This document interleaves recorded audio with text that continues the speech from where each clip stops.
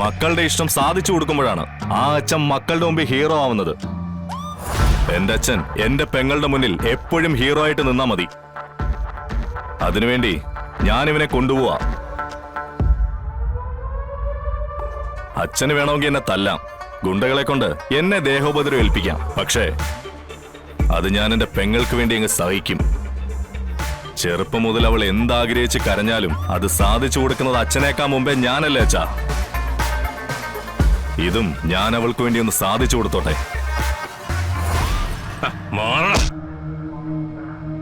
സാരോപദേശം പറഞ്ഞ് നീ എന്നെ ധിക്കരിക്കുകയാണോ? അല്ലടാ. അല്ല, മക്കൾക്ക് വേണ്ടി അച്ഛൻ ഇങ്ങനെയും ചില കാര്യങ്ങൾ ചെയ്തു കൊടുക്കാൻ പറ്റുമെന്ന് കാണിക്കുക.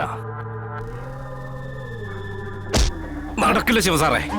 മഹേന്ദ്ര സാറിനെ ധിക്കരിച്ച് സാറങ്ങനെ ആളായി പോകുമ്പോ മഹേന്ദ്ര സാറിനെ കൊച്ചാക്കുന്നതിന് തുല്യമല്ലേ? ഞങ്ങൾക്കത് കുറച്ചില്ല. അച്ഛന്റെ ഗുണ്ടാപ്പടയിൽ ഇപ്പം ആളെണ്ണം കുറവാ.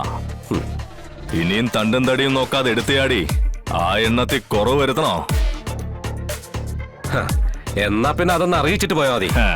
എന്നാ പിന്നെ നീ പിടിച്ചോടാ.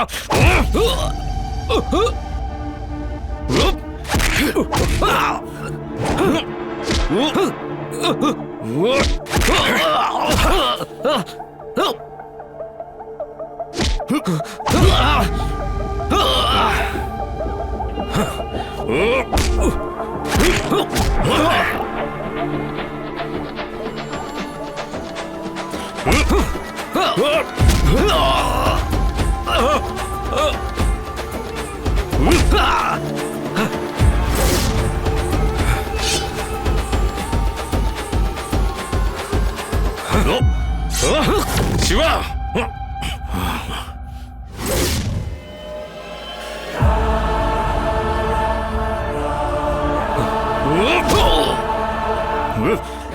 വേണ്ട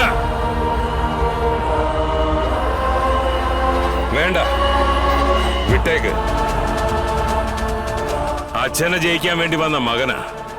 അച്ഛനാണോ മകനാണോ ഈ കളിയിൽ ജയിക്കുന്നതെന്ന് വിജയിച്ച് കാണിച്ചു കൊടുക്കാടാ നമുക്ക്.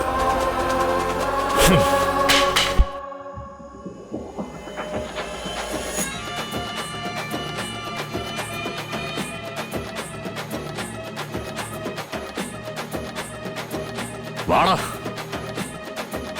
സ്വാമി, ഇനി ഇവന്റെ പിന്നാലെ നടന്ന് ഉപദ്രവിക്കരുതെന്ന് അച്ഛനോടൊന്ന് പറയണം. ഞാൻ പറഞ്ഞാല് അത് ധിക്കാരാവും. പക്ഷേ സ്വാമിക്ക് പറയാം. പിന്നെ ഞാനിപ്പോ ഇവനെ ജീവനോടാ കൊണ്ടുപോകുന്നത്. ഇതിപ്പോ ഞാനിവന് കൊടുക്കുന്ന സംരക്ഷണമാ. ഇവന്റെ ജീവൻ ഇവന്റെ കൈകളിലേക്ക് സുരക്ഷിതമായി സംരക്ഷിച്ചു കൊടുത്തുകൊണ്ട് ഞാൻ കൊടുക്കുന്ന ഉറപ്പ്. ഈ ഉറപ്പ് എനിക്ക് പാലിച്ചേ വെക്കൂ. ഇനി ഇവന്റെ ജീവൻ എന്തെങ്കിലും സംഭവിച്ച സ്വാമി ആയിരിക്കും അകത്തു പോവാ.